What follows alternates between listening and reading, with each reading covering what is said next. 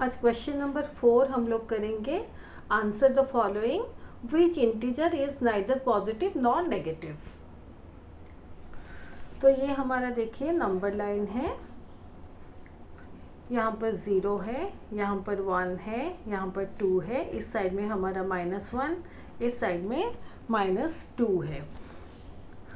तो 1 का देखिए -1 है, तो ये 1 मतलब ये +1 है, उसका -1 है, ये +2 है, उसका -2 है। इस साइड में अगर आप 3 भी लेते हैं, इस साइड में आपका -3 है। तो अगर हम लोग +3 लेंगे, इस साइड में -3 है एंड सो ऑन ऐसे। लेकिन 0 को देखिए आप, तो 0 का कभी आप लोग सुने हैं +0 होता है या -0 होता है?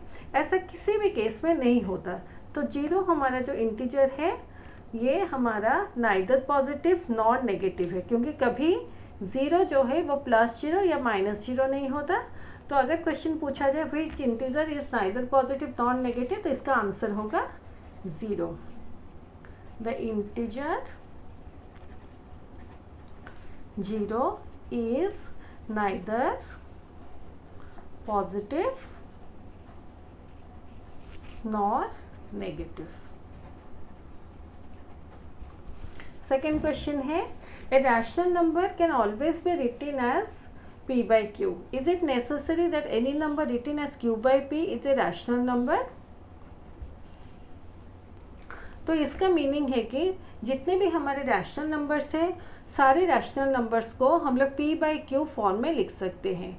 अगर ऐसा कोई रैशनल नंबर है क्या जिसको हम लोग q by p फॉर्म में लिखें और वो हमारा एक रैशनल नंबर हो, ये क्वेश्चन में पूछा गया है। ये जो कंडीशन है आपको एवरी केस में अप्लाई होना चाहिए। तो ऐसे हम लोग सोचते हैं जैसे हमारे पास एक नंबर है, पहले पॉजिटिव नंबर लेते हैं 1/2, तो p by q जो है वो हमारा 1/2 है। अगर हम लोग q by p करेंगे तो ये हमारा 2/1 होगा। डिनोमिनेटर में 0 नहीं है, तो ये भी हमारा रैशनल नंबर है। और ये भी हमारा रैशनल नंबर है। तो इस केस में p by q और q by p दोनों हमारे रैशनल नंबर्स हैं। सिमिलरली हम लोग 3-4 केस लेंगे।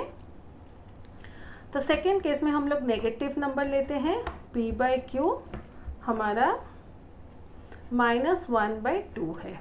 तो डिनोमिनेटर में 2 नहीं है, सॉरी डिनोमिनेटर में 0 नहीं है, तो ये हमारा रैशनल नंबर है। अगर हम लोग q by p करेंगे तो ये हमारा 2/-1 है। तो दोनों हमारे इंटीजर्स हैं और हमारे डिनोमिनेटर में 0 नहीं है, तो ये भी हमारा रैशनल नंबर है।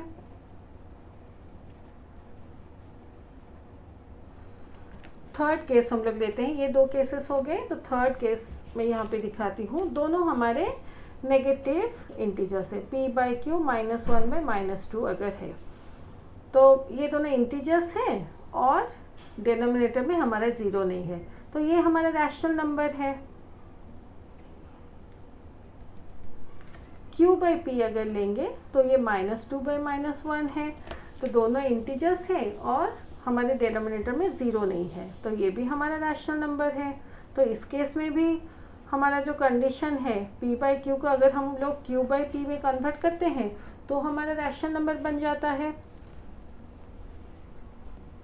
इस केस में हम लोग p by q को 2/-1 लेते हैं, तो ये दो इंटीजर्स हैं, डिनोमिनेटर में 0 नहीं है, तो ये हमारा रैशनल नंबर है।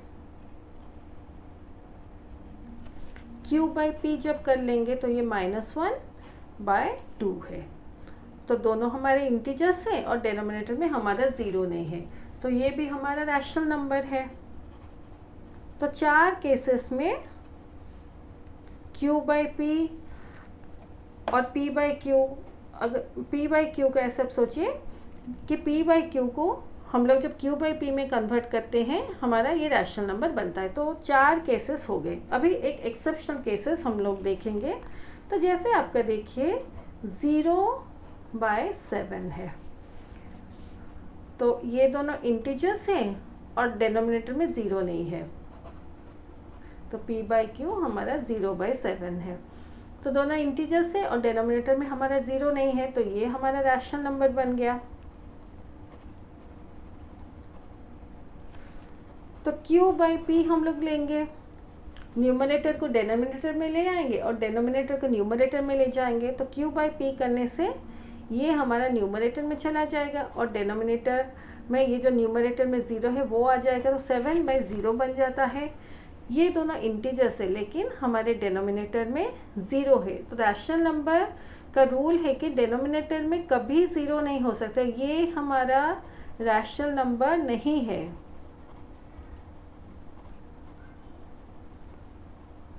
तो 4 केस में ये क्राइटेरिया सेटिस्फाई होता है, लेकिन एक केस में p/q को जब हम लोग q/p में कन्वर्ट करते हैं तो एक केस में ये रूल अप्लाई नहीं होता। अगर ये रूल करेक्ट होता कि p/q को जब हम लोग q/p फॉर्म में करते हैं तो एवरी केस में रैशनल नंबर होता, तो हम लोग इस स्टेटमेंट के साथ एग्री करते। लेकिन एक केस में ये कंडीशन हमारा सेटिस्फाई नहीं होता, तो एवरी केस में जब हम लोग q/p फॉर्म में नंबर को लिखते हैं, इट इज़ नॉट नेसेसरी कि वो एक रैशनल नंबर हो। तो इसको हम लोग अभी लिखेंगे।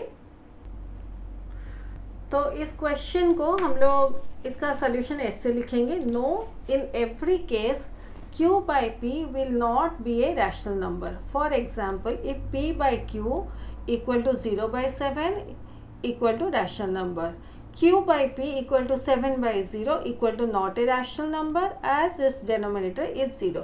तो आपको ये एक्सप्लेन करके इस चीज़ को लिखना है।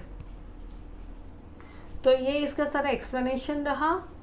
आपको इसको कुछ नहीं लिखना, ओनली ये पार्ट जो है सॉल्यूशन पार्ट आपको बस ये लिखना है। मैं ये सारे जो 5 केसेस आपको समझाई वो ओनली फॉर एक्सप्लेनेशन है, तो आपको इस पार्ट में जितना है उतना ही लिखना है।